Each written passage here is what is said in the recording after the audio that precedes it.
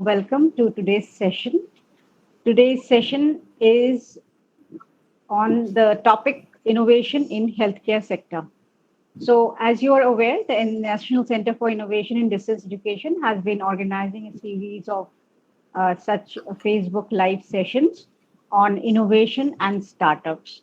The aim is to encourage our students who are listening in to be more innovative. So, in this series today, we have with us our eminent expert, Dr. Ruchika Kuba. Professor Ruchika Kuba is a professor of health sciences in the School of Health Sciences at IGNOU. She has uh, done her MBBS from Lady Hardinge Medical College and her MD in Preventive and Social Medicine from Lady Hardinge Medical College. Professor Kuba is a very senior expert faculty in the School of Health Sciences, and she has been involved in designing and developing many innovative programs for the discipline of health sciences. Professor Kuba is not only an educationist, but she is a very passionate innovator as well. And I hope that our students today would be highly benefited from interaction with her. I would urge our students to listen in very carefully and do write your comments or your questions in the chat box of our Facebook Live or the YouTube that is being provided to you. So I welcome Professor Kuba to today's session. Welcome, Professor Kuba. And I also welcome our other eminent persons who are here today. We have with us Dr. Om Prakash Sharma, who is the director of NCIDE at IGNOU. Before I invite Professor Kuba for today's talk, I would like to invite Dr. Sharma to say a few words, please. Dr. Sharma. Thank you, Dr. Mamita Das, and good morning to all of you. I also welcome Professor Ruchika Kuba and thank her for sparing time to talk to our students on a very important topic, innovations in healthcare, which is very relevant in the present context. We all have done different kind of innovations in this field, keeping in view our day-to-day requirement. But particularly if we talk about the experts, they have also thought of many innovative things, being at distance, how to take care of the students, how to take care of the people, how to take care of their patients in an innovative way without physically coming in their contact, providing all kind of support. Maybe it is in the form of developing innovative products, like you might all have seen. The ventilator was a great problem during this pandemic, and in the sector of healthcare, very low cost and innovative ventilators have been created, developed. Similarly, the problem of mask was there, and these healthcare workers and the manufacturers, they have come up with a variety of very effective and useful masks also. And you all know that PPE kit problem, how much it was there in the beginning of 2020 when this pandemic started. But because of the efforts of the people in the field and the expert in the area, they are able to develop a variety of innovative PPE kits. Now India is in a very good situation to send it to other countries also. So that way, number of innovations are happening in the field of health and wellness, and there is a lot of scope also.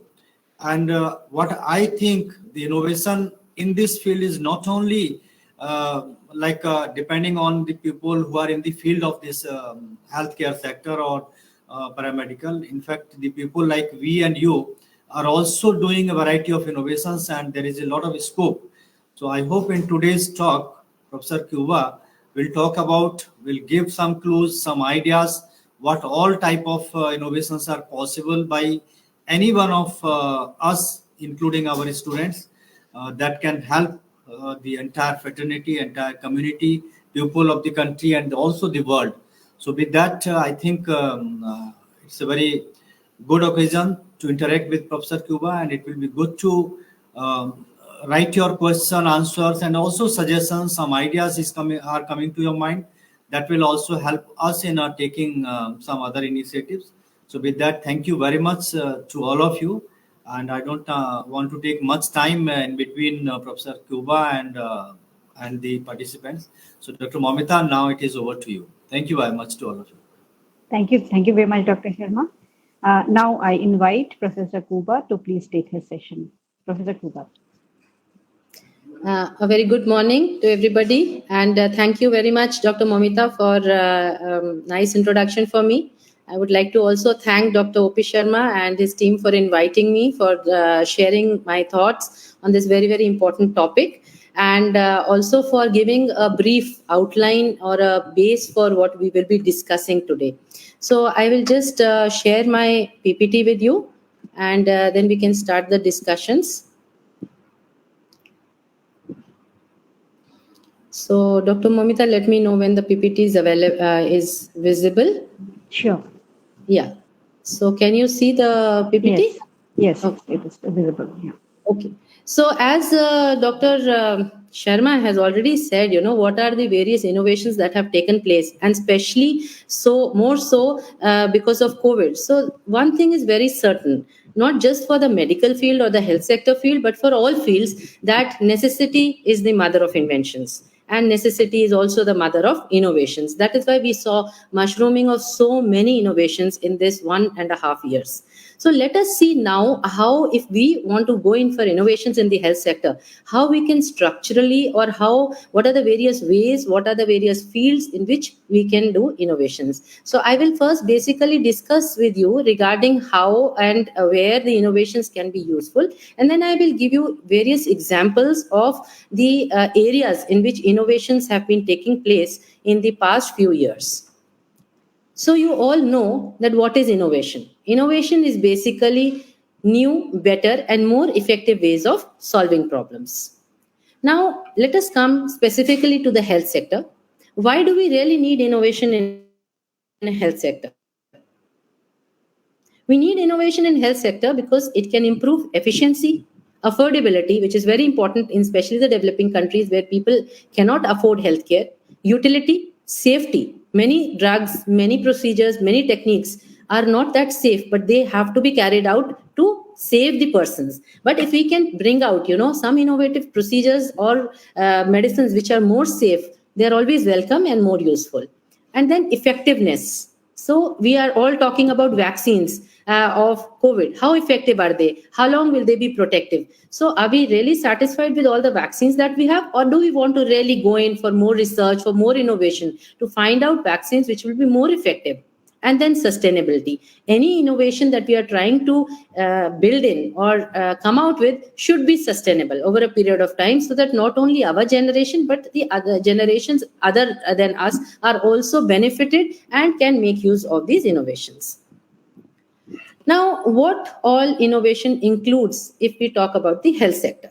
So we can have innovations in the health policy, in the practices, how we practice medicine, the various systems that are involved, the products, which could be medicines, which could be certain equipments, instruments, diagnostics, and the technologies that we can use for innovation, the services that we offer, the delivery methods, and above all, patient satisfaction, because our whole process of innovation or in healthcare is geared towards satisfaction of patient, may it be financially, may it be by method of curing them, preventing problems and health diseases. So it is all geared towards patient satisfaction. So the ultimate goal, as I was telling, is the ability to meet public and personal healthcare needs and demands by optimizing performance of the health system. Now, I will talk about few of the innovations that have taken place in the health sector. My presentation is not going to talk about all the innovations that have been done till now, because that is not possible in a 45-minute lecture. But whatever are the newer innovations and whatever are the innovations in which we all hear these terminologies, but we are not very familiar about what they actually mean, and we get confused between these terminologies. So these are the innovations that I'm going to talk about. And I will like to show you a very small clipping of videos about these terminologies, so that we have a break in the monotony of what I'm going to talk, and also give you a broader picture of what I'm going to talk about. So another thing I would like to place on record here, that whatever are the videos that are being placed, whatever innovations are being shown here, or examples of innovations that I'm going to be presenting here, are just for the sake of discussion as an example. I am not propagating any kind of an innovation, not propagating any system, any product or any company. So please note that it is only for the sake of discussion and for making you oriented towards the various types that you can think of. So let us talk about artificial intelligence. Let us see this short video on artificial intelligence. Number 2, the advent of AI in healthcare. In this age of technology, artificial intelligence knows no bounds. Once thought a futuristic threat to humankind, AI is changing and saving lives. Not intended to replace clinicians or clinical judgment, AI serves the purpose to enhance and complement the very human interaction of provider and patient. In healthcare, AI is changing the game with its applications in decision support, image analysis, and patient triage. With their ability to reduce variation and duplicate testing, decision support systems quickly decipher large amounts of data within the electronic medical record. AI technology is also taking the uncertainty out of viewing patient scans by highlighting problem areas on images, aiding in the screening and diagnosis process. Artificial intelligence helps with the issue of physician burnout by collecting patient data via an app or text messaging. Chatbots now ask patients a series of questions regarding their symptoms, taking the guesswork out of self-diagnosis and saving both the patient and provider time and money. With the AI integration, working smarter enables solutions to a variety of issues for patients, hospitals, and the healthcare industry.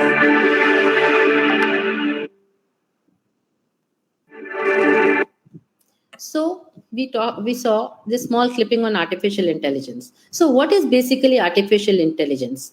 Artificial intelligence uses machine learning algorithms and software to mimic human cognition, that is human thinking, in the analysis, presentation, and comprehension of complex medical and healthcare data. But one should be very clear that all this happens only based on the inputs that are provided. So there is a large amount of data. That data is provided to the computers for artificial intelligence. Algorithms are built up based on machine learning, and on the basis of these algorithms, the decisions or the suggestions are made how to do the diagnosis or management or treatment of a particular person. So these are some 2 examples of artificial intelligence which have been used. For example, Mayo Clinic used the LUCEMS platform for collecting, orchestrating, and curating data from virtually any device, hosts and supports the artificial intelligence or machine learning runtime algorithms, and delivers the application development frameworks and services for workflow integration. Similarly, Google has also come up with a iPicture archive communication system called iPACS, which is a telemedicine network which connects patients in rural areas across USA to ophthalmologists for diabetic retinopathy scans. So these are some 2 examples of artificial intelligence. Now let us see how actually artificial intelligence can take place, because artificial intelligence is a big thing and we require a lot of things to be in place, in line with each other for artificial intelligence to see. So for us to understand this, because we've talked about data, that data is available and we process it. So what is big data and analytics? How do we manage big data and analytics? Let us see this video. Today's vast amount of medical data needs to be integrated and accessed intelligently to support better healthcare delivery. Big data made smart can create new networks of knowledge sharing. By measuring and monitoring processes digitally, we can compare data more easily. Such insights facilitate streamlined workflows, greater efficiencies, and improved patient care. Systematic analysis of extensive data can help to detect patterns so that clinicians can tailor treatment to individuals and project health outcomes. Digital networks can bring together partners in knowledge sharing. Delivering context-relevant clinical information at the point of care enables more holistic decision-making. Healthcare can only benefit from big data when it is made structured, relevant, smart, and accessible.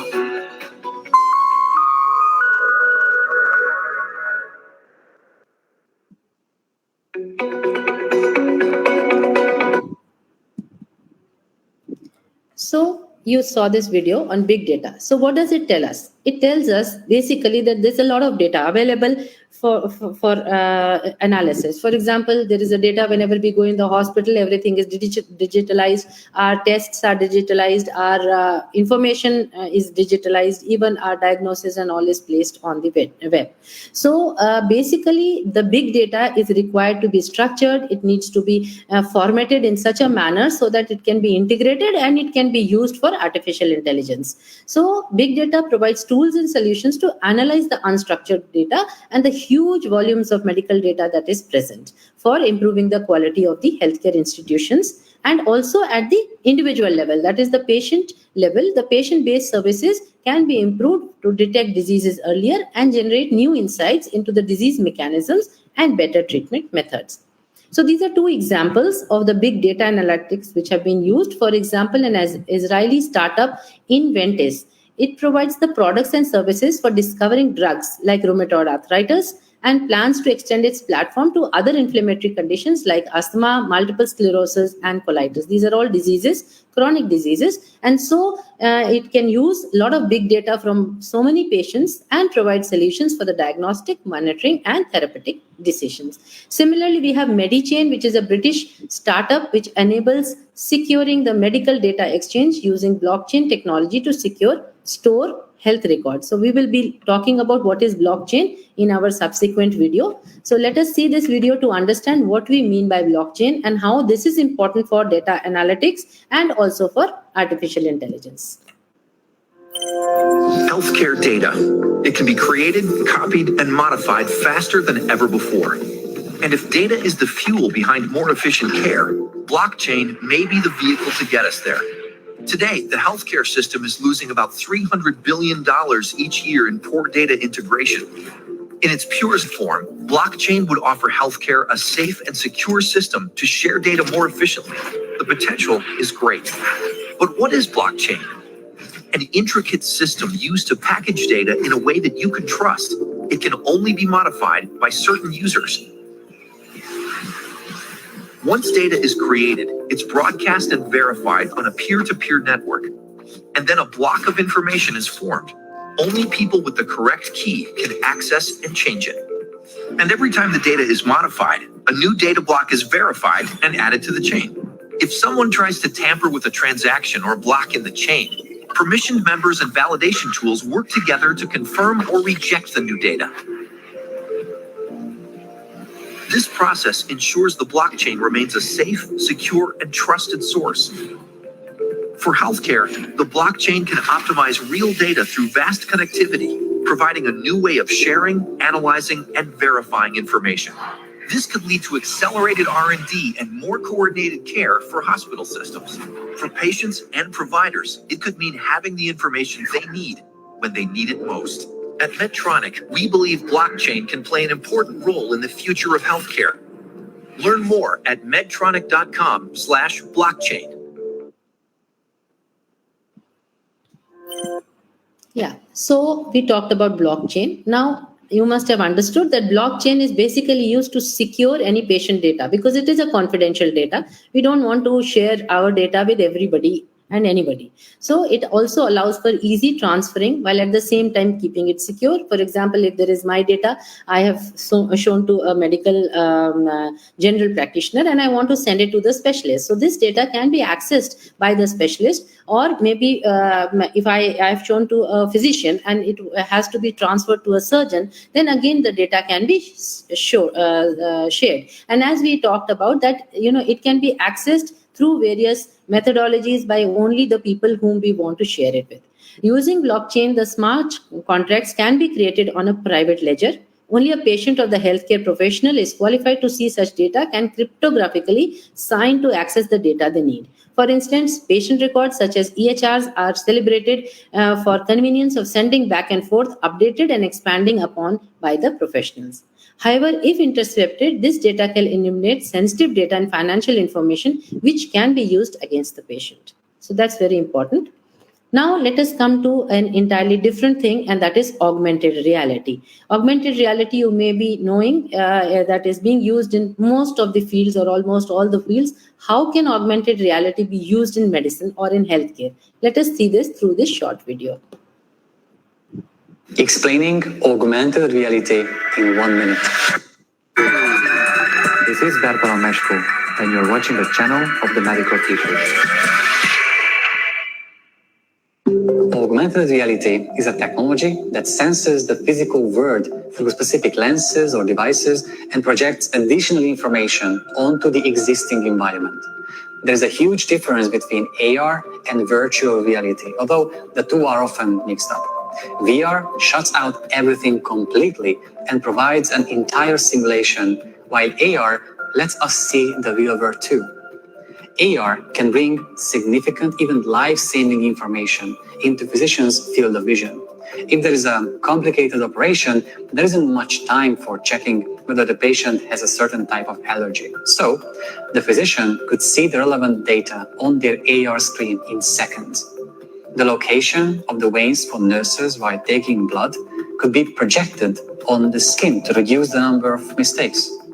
Or radiology images could be projected onto the organs during operations to help surgeons do their job even better. Simply put, AR has great potentials in healthcare. Thank you. So, what is augmented reality? Basically, it is training by performing procedures on a 3D portal of human body, and operating on the virtual patients can cause low risk of failing. So it can demonstrate also to a patient, not just to a surgeon or to a physician. If they want to, for example, they showed how a vein, if that has to be accessed. Again, when we are doing operations, then if AR is used, then if we want to see where is a stone in the gallbladder, where is the stone exactly in the kidney, has it moved since we last took the pictures, so all that can be seen. Similarly, for a patient, we can also demonstrate how to apply medication, how to wash and dress a wound, etc. Now, coming to Internet of Medical Things. You all know about Internet of Things, but there is, when it is used for healthcare, then we call it Internet of Medical Things. Let us see what Internet of Medical Thing means.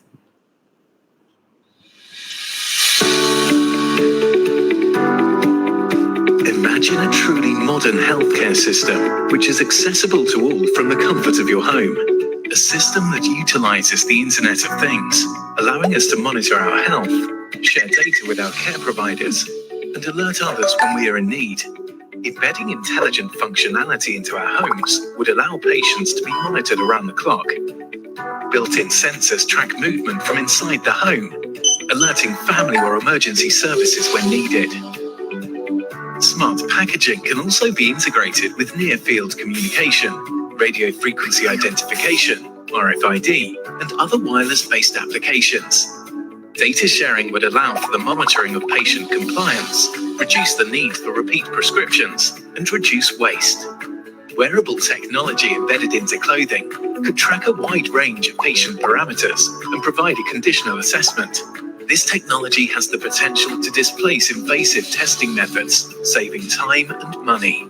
Advances in biotechnology are enabling the production of targeted medicines that can fit the needs of individual patients, increasing success rates and reducing side effects.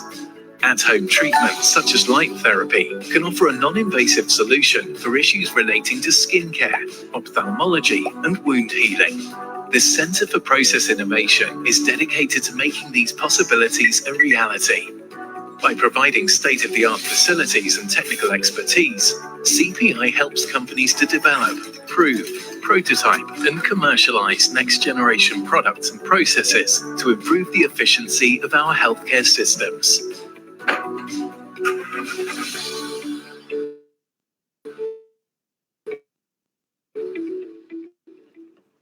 Okay, so this was Internet of Medical Things. So what does it do? It basically provides connectivity between patients, clinicians, machines, and care environments. The products with less or no human interaction, for example, automatic disinfection, smart diagnosis, and remote patient management by integrating the sensory information, automatic processing, and communication through networks for real-time diagnosis, monitoring, tracking, and disease control. So these are some of the two examples that have been using Internet of Medical Things. One is, for example, a German startup called Uventions. It detects the presence of people in a room or a door handle usage and automatically disinfects using the ultraviolet light radiation and reports in real time through a dashboard. You can see how useful this is, especially in cases, for example, COVID, in cases where there is high infectious diseases. So this can automatically take place, and we don't need to really worry that, we are going into an environment which is not safe.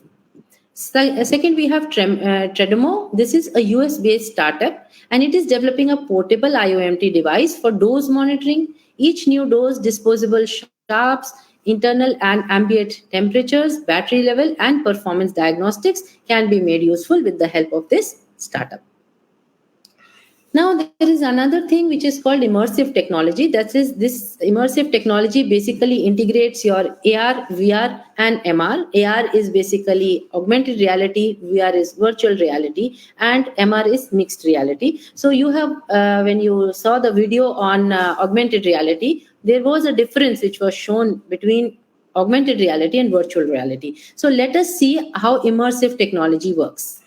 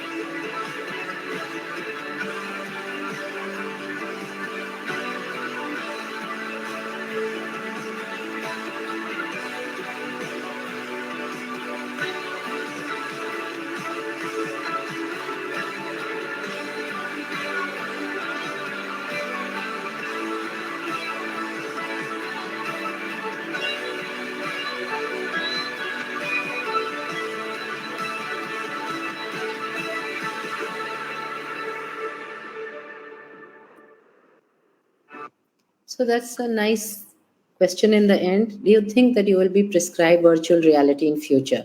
So this is very important aspect of patient management, patient treatment, the virtual reality, because virtual reality applications are being used to aid cognitive and physical rehabilitation. It also plays an important role in medical education. For example, if you have to go in for dissections, you do not have enough dead bodies or cadavers. In medical education, you can do the dissections through virtual reality. You are given a virtual body on which you can do your dissections, see how things can be done. Similarly, for the cognitive and rehabilitation, I'll talk about in the next slide how they are being used by various organizations. And then immersive technologies also find applications in surgery. For example, the perioperative projection of a patient information, holographic images, and scans. So you can see, where the problem is if the AR or the augmented reality is projected while you are undergoing a particular patient treatment. Now, this is an immersive technology example which has been used by the HoloLens by Microsoft. This is an example which will show you how we can even use mixed reality.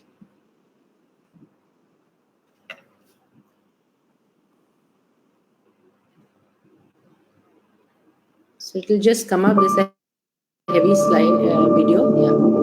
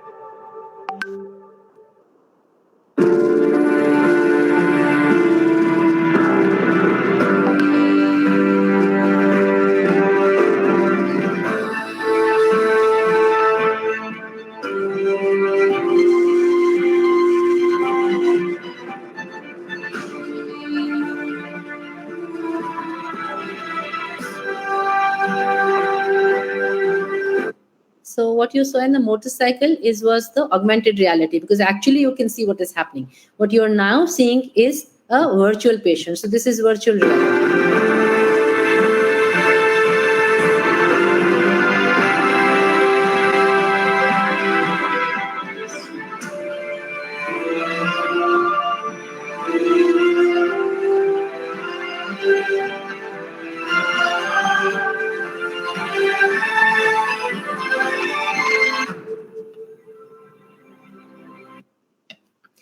So these are some two examples where immersion technology has been used. For example, Versano, which is a US startup, it developed a brain-computer interface which induces a psychophysiological state that puts the patient in a virtual state and improves the long-term patient outcomes while lowering their healthcare costs. Similarly, Rescape, which is a British startup in virtual reality, distraction therapy to support pain and anxiety or stress management. So the cystic fibrosis patients, since patients having cystic fibrosis have a lot of pain, which is a very difficult to treat, unbearable pain. So they are made to view therapeutic documentaries, and they travel among the planets in the solar system or experience surfing. And so this is a kind of a patient management or a treatment in which we can help in relieving the pains. Now you are very familiar, I think, with mobile health. All of you may have taken one or more applications or apps for mobile health. So let us now understand what exactly is mobile health.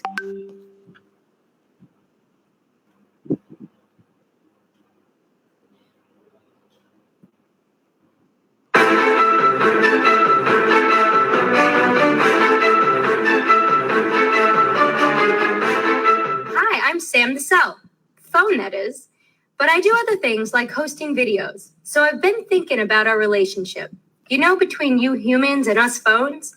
I mean, think about this. As the world population gets older, more and more people are developing chronic diseases like high blood pressure and diabetes, many often needing daily medications.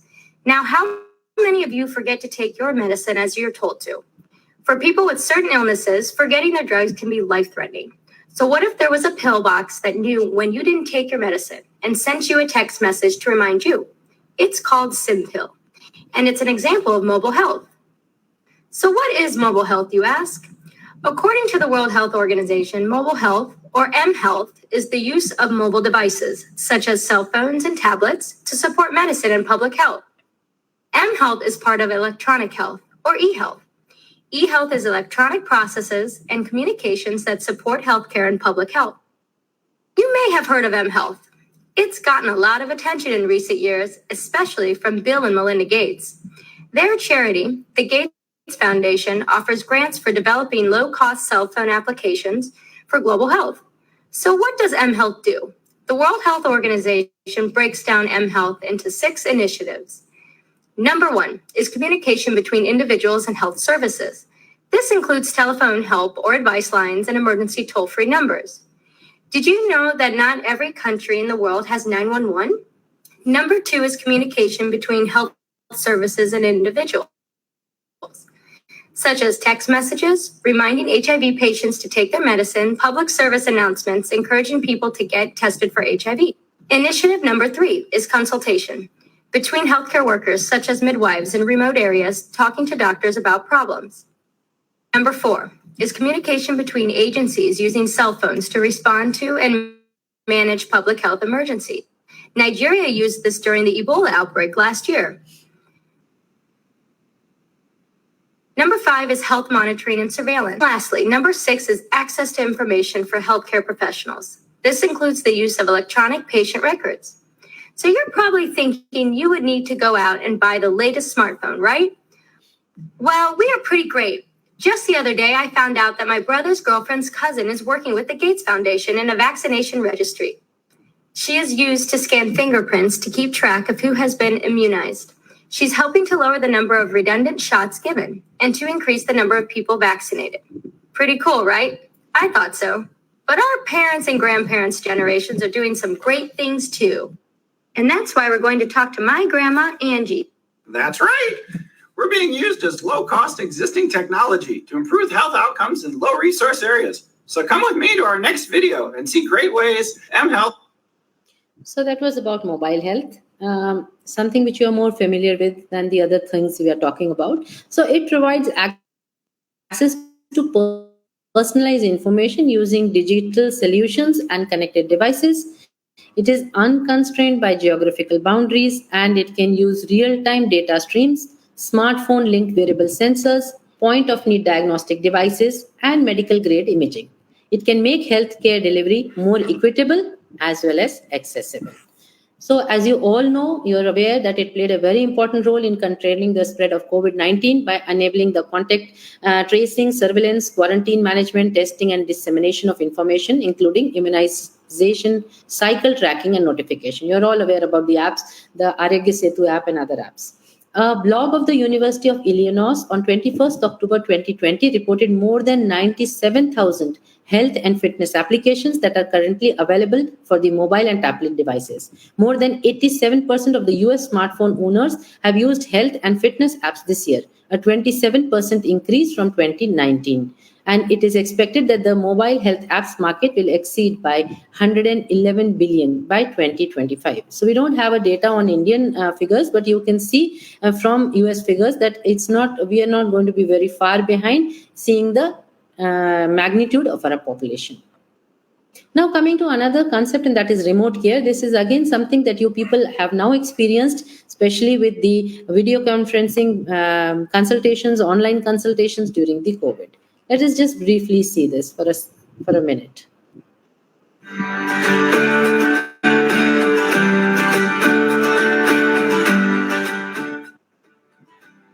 Mrs. Lee was recently discharged from the hospital. Her doctor ordered remote patient monitoring equipment to be delivered so Mrs. Lee can track her vitals at home. She's been on the program for about a week and a half when the remote monitoring nurse notices that Mrs. Lee gained 5 pounds in 2 days. She calls Mrs. Lee to ask about this weight gain and finds that Mrs. Lee has questions regarding the dosage of her prescribed diuretic medication. The nurse explains Mrs. Lee's medications and diet protocol. With her new understanding, Mrs. Lee's weight quickly returns to an acceptable range. Mrs. Lee's participation in the remote monitoring program has assisted her in avoiding a clinic visit and potential ED visit. Remote patient monitoring provides monitoring and support at home to help patients reach their healthcare goals. This is a very important concept, especially for those patients who are unable to come to the healthcare because of inertia, because of finances, because of nobody to be able to take them, especially if we talk about, elderly. So this is a very important concept for remote care. Second, by doing remote care, we are also reducing, the non-critical or non-emergency patients to come to the hospital, and thus reduce the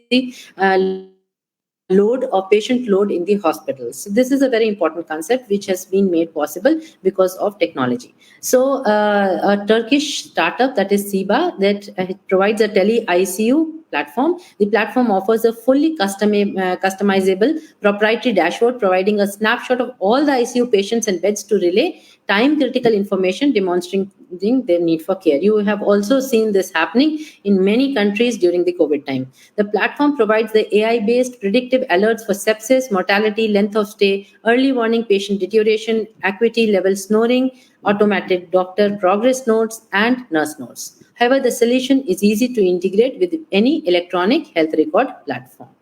And again, we have another Estonian startup, that is the Vivo Health, which offers a fully working end-to-end healthcare platform that bridges insurance and healthcare. The startup provides an online doctor consultation platform for clinics. So this you have always been using, so I will not go into much details about this. This is another new concept which has come up, and that is retail clinics. That is walk-in clinics which is found in retail stores, supermarkets, and pharmacies. They can provide convenient and quality care to illnesses like just allergies. Problems are a large number of people, and so we don't want them crowding into our hospitals or tertiary clinics, so that we can give more attention to those patients who actually require them from a point of view. they can reach precision medicine. What is precision medicine? This is something which is probably was having customized medicine earlier also, but how is it different from the earlier precision medicines? Let's just see this small video. Okay, so the video is probably not running in this. Yeah, it's coming.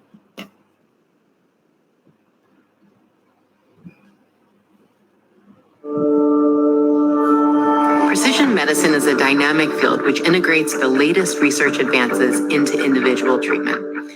It seeks to provide the most tailored diagnostic tools and treatment for patients with any form of problems, from cardiac disease to diabetes to cancer.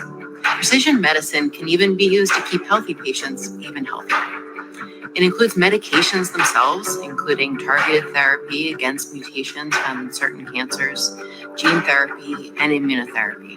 Precision medicine drills down to know as much about the patient as possible, from understanding the genome to considering metabolomics, proteomics, and the microbiome, and even pharmacogenomics. Precision medicine even looks inside a patient's social media home to see if we can allow for even earlier detection of disease and who would respond to one treatment versus another. The charge of the field of precision medicine is to integrate this information clinically as well as in research, using novel clinical trials such as Basket, Umbrella, N of One, Adaptive, and other innovative trials to reach the patient as soon as possible.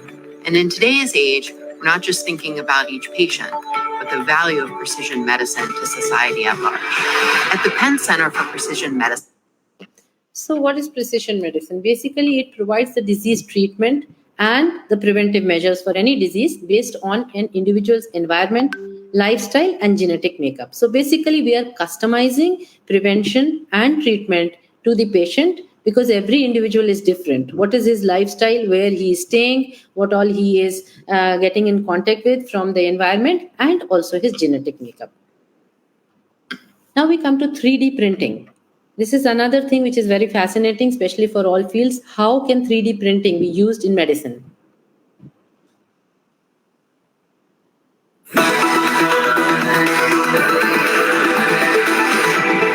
X-ray was the first form of medical imaging available to clinicians. Penicillin, the miracle drug of the 20th century, was the first antibiotic. Today, around 5,000 transplants are performed each year. And mapping the human genome has given us a blueprint for human life. Today, 3D printing technology is finding a host of medical applications. 3D printing can help medical application in saving time or risk, or make the patient life easier or more comfortable. We actually use technology to really create a custom-made jacket, which would help the little girl to recover moving arms. 3D printing has simplified the customization of complex devices for a range of medical uses. So when you think about cranial fractures, you could use 3D printing as a tool to do the dry run for the surgeon without having to make the patient suffer or take any risk in the operations. And now the technology is being used to create more complex structures. What we're talking about doing here is trying to make liver cells as an alternative to getting them from cadavers. We're trying to print them together on a scaffold to create little mini livers that could be a model for a liver for drug discovery. But going on from that, being able to create mini livers that one could put in and then take out of the body readily for purposes of helping address acute liver failure. I think we are going to live in an age where there would be simple organs off the shelf available for the health service to provide. So 3D printing is very important in medicine, and it is just in the baby steps we are taking for doing a lot of things. Of course, burn victims we are providing, but going into more complex things will take some time. So custom-made designs and precise design of the various replacements and all, like the hip joint replacements, can be made. We can also make a 2D X-ray or a CT scan into a 3D model to understand the perspective better. So we saw so many types of inventions and innovations. Now, what are the factors which affect the innovation? That how well it will be taken up, how well it will be delivered, and what is going to be the satisfaction level. So we have a lot of players who are there, who are going to innovate. We have doctors, we have technology providers, and we also have insurance companies. Now, for funding, the money which is required for funding or for the product or the service needs to be taken into consideration, because any innovation is not going to come cheap. The policy may or hinder innovation depending upon how useful it will be from individual point of view, from community point of view, and from nation or global point of view. The e-technology, evaluating the right time to adopt or invest in technology is equally important. And there can be various interest groups or lobby groups that are formed for either hindering or for encouraging a particular kind of innovation. Above all, it should be cost effective and it should have a long-term safety. Only then we can consider that the innovation can be accountable. So a success of an innovation in the healthcare will depend upon three major factors. Is it customer focused? That is it more convenient to the patient? Is it more effective? And is it less expensive? From the technology point of view, is it able to provide better treatment? Is it less costly? Is it less disruptive and painful? For example, the implanted sensors can help monitor diseases more effectively. And IT innovations that connect many islands of information in health systems can improve quality as well as lower costs.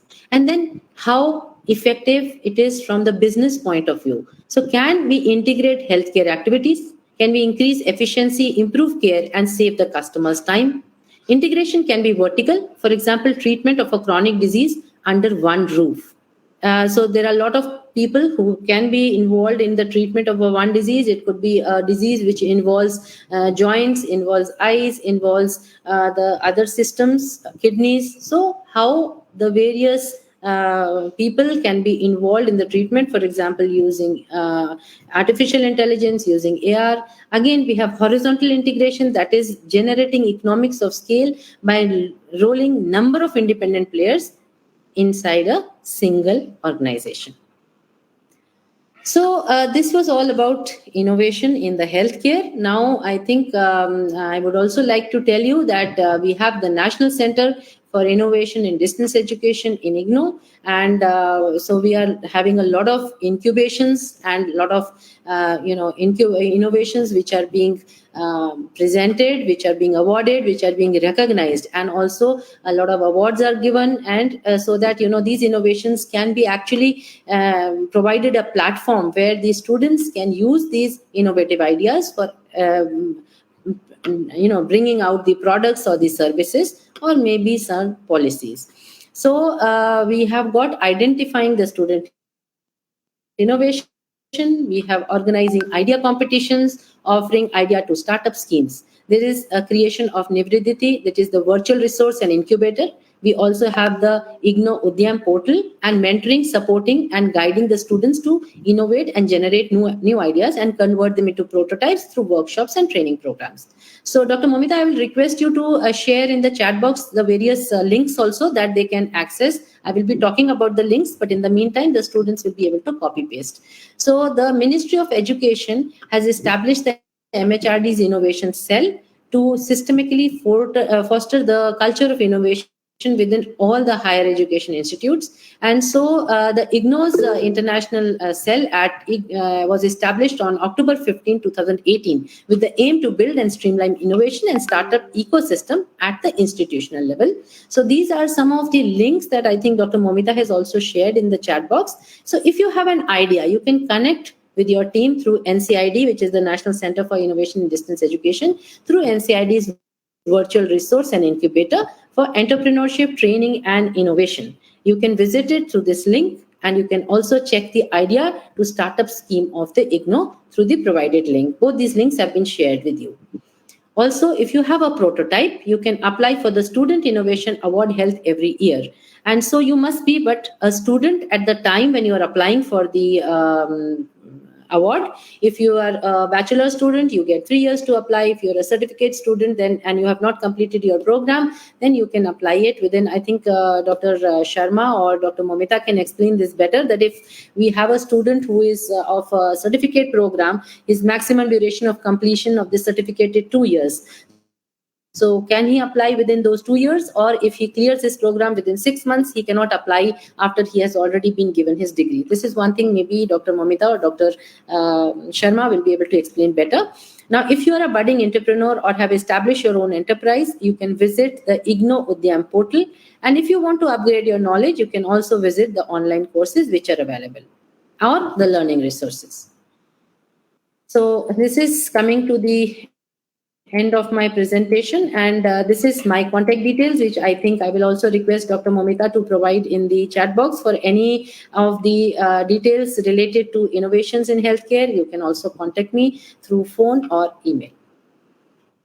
Thank you very much for patient hearing and giving me this opportunity.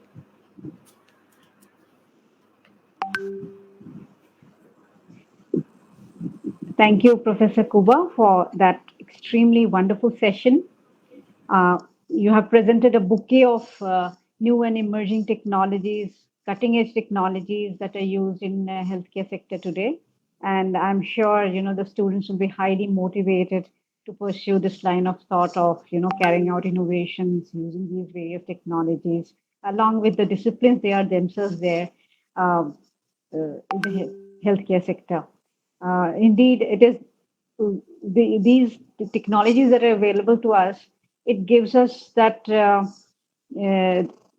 option that any student from any other background, other than the healthcare sector, can also join in this innovative endeavor.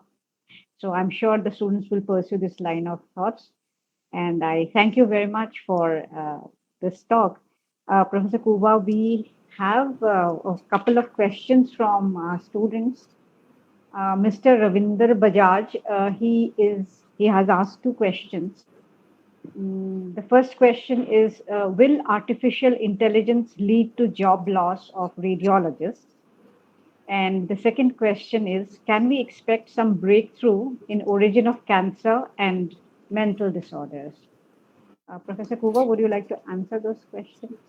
Okay, so yes, this is a concern among a lot of people in the health sector, that whether, it's not just the radiologist, but the other clinicians and all also, that whether jobs will be lost. I don't think exactly we can say jobs will be lost, but then the nature of our job will probably change, because as I said, that artificial intelligence is going to be used, for only when we provide the input data. So if the input data is not there, we will not be able to do anything. So probably, preparing the algorithms, how the data will be navigated, and what output has to be achieved, we will require, the inputs of radiologists. Even if we talk about, algorithms for any system of medicine, it is the doctors, it is the physicians who actually have to build up the algorithms. The computer scientists, it cannot build up the algorithms. So I think that question gets answered. And what was the second question, Dr. Momita? Yeah, regarding cancer care or something, cancer cure. Yes, the second question is, can we expect some breakthrough in origin of cancer and mental disorders? Yeah, so cancer and mental disorders are a little bit different, because cancer basically is at a molecular level, and it is its methodology of development of cancer is entirely different. So of course, when we use artificial intelligence, especially when we use the data analysis and the block data, so we have got a large amount of data from large number of patients. And when we also see through machine learning how we can integrate and how the data is behaving, how a particular disease is behaving, let it be cancer, let it be any other disease, so then we can see what could be the possible the reasons for cancer. So till now, after so many years also, we are really struggling of how to find a cure. But maybe in future, because of using these technologies of artificial intelligence and using the machine learning tools, how to actually analyze what is happening in everybody's body, what are the variations probably, I am hopeful that we will be able to find a cure to cancer. As far as the mental health disorders are concerned, we are more bothered about how to manage them, and of course there can be certain mental health disorders are again a complex of genetic makeup, environment, and of course to some extent lifestyle, not so much, but yes, to some extent. So this will be more we will have to more bother about the precision medicine, because at present what we are doing for most of the diseases, we have got a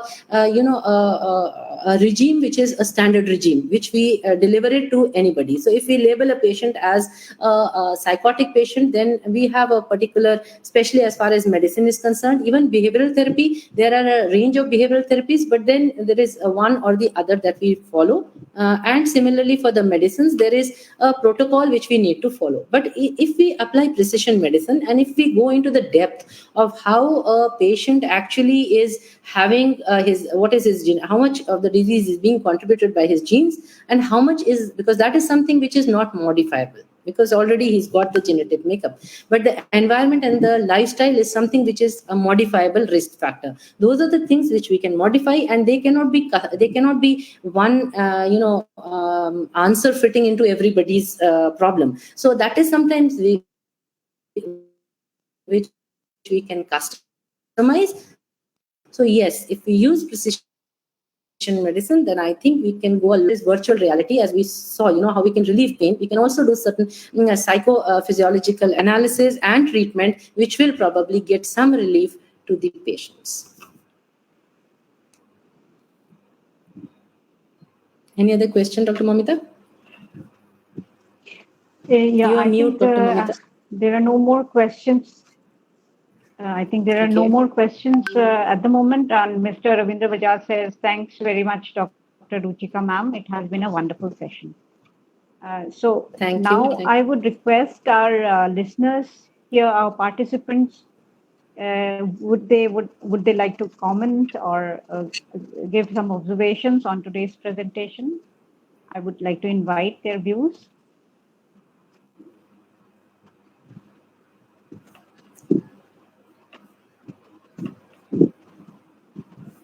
So as we are waiting for views, as you had mentioned in your talk, there is a question about, when or who can apply for the awards that the NCID organizes. So I would request Dr. O.P. Sharma to kindly answer that.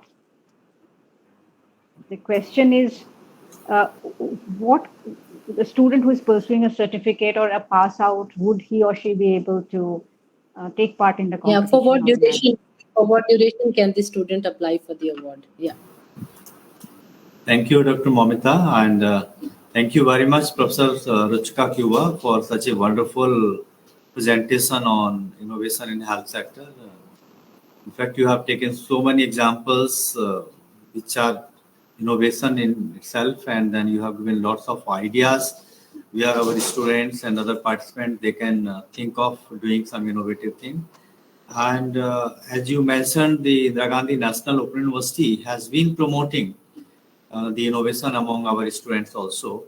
For that purpose, the scheme of Students Innovation Award was instituted in 2018. And since then, every year we are giving these awards to the best 3-4 innovators of the university. But the basic requirement of that is the students should be student at that time. At the time of applying for the Student Innovation Award, he or she should be the bona fide student of IGNOU. Maybe like last date is 30th September for this year's Student Innovation Award. And if a student is his candidatureship is valid up to 30th September, then he or she can apply for that. And even after that, they pass out their course in maybe just after 30th September, then it doesn't matter. But before the last date, they are student of IGNOU. They can submit their innovation for this Student Innovation Award. Yes, those who have already passed out, they are not allowed for this Student Innovation Award.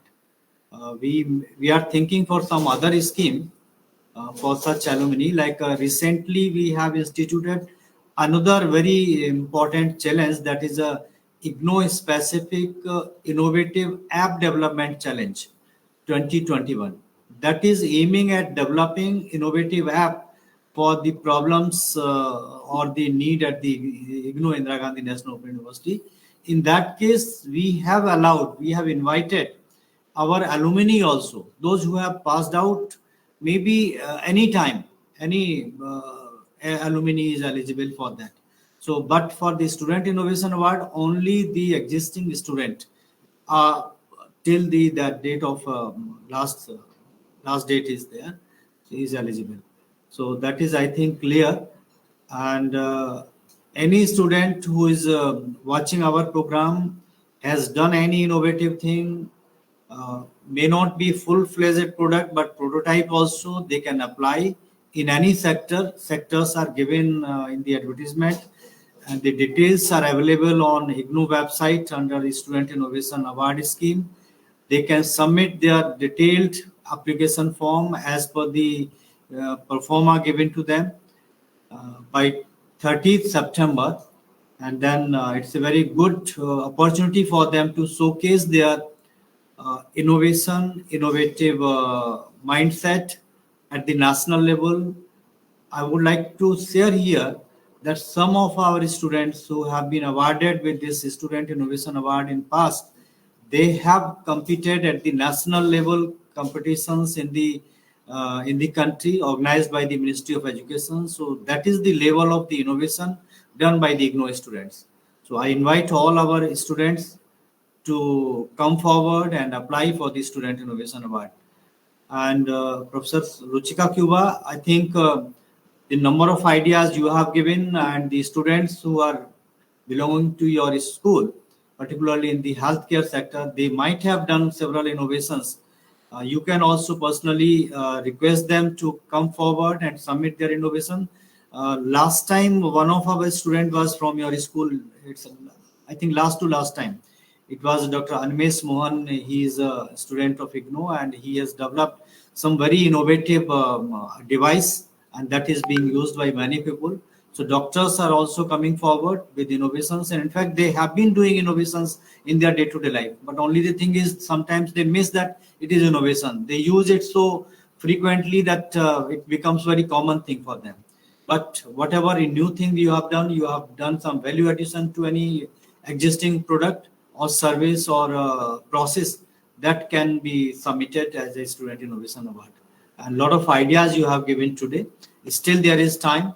They can develop something and then can submit. So with that, thank you very much for sharing your ideas, your experience. I hope it will be useful for all schools. Now, Dr. Momita, you can take it further. Thank you very much, Dr. Sharma. So I think we do not have any other questions or queries today. So I would like to thank our expert, Professor Ruchika Cuba, for sparing her valuable time to deliver this motivating talk. I thank all the directors, heads, and regional centers, faculty members, and academics of IGNOU for attending today's session. I thank Mr. Rajesh Sharma, head of the Public Information Unit, for providing NCID with the Facebook Live platform and ensuring the smooth conduct of this session with utmost dedication. I thank Dr. O.P. Sharma and my colleagues, Dr. Jyotsna Dikshit and Dr. Sujata Santosh, for their untiring support. I thank Mr. Pawan Kumar for extending his assistance in the smooth conduct of this program. So this brings us to the end of today's session. I hope to see you next week. Till then, namaste.